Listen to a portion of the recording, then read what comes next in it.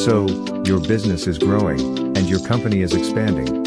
You decided to deploy some new applications to catch up with the business growth. Now, you are thinking how many hardware servers you will need. You will most probably use a virtualization technology to deploy your applications.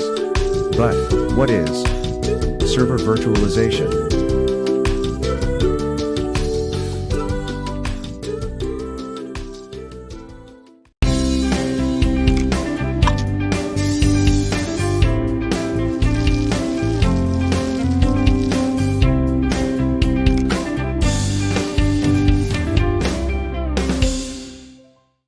For you to be able to deploy your first application, you need to put three components in place. The first component is the hardware platform, which is usually a powerful computer that we conventionally call a hardware server. A hardware server consists of many hardware resources, such as processors, memory, and internal storage. The second component is the software platform, or the operating system.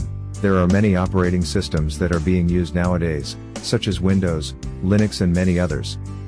The third component is your software application, which will run on top of your operating system.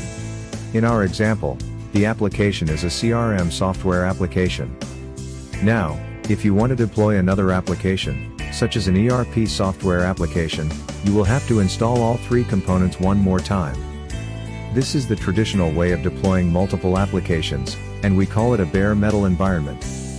A more efficient way of doing this is to run both applications on the same hardware platform. You can do this by using a virtualization engine, which we call a hypervisor. A hypervisor is a software that is used to create multiple virtual machines on a physical machine. Using the hypervisor, you can deploy multiple independent operating systems on the same physical server, and correspondingly multiple applications. We call this environment a virtualized environment.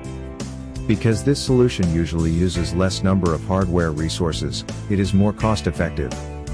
It is also more agile and provides higher uptime, because you can move your virtual machine between different physical hosts.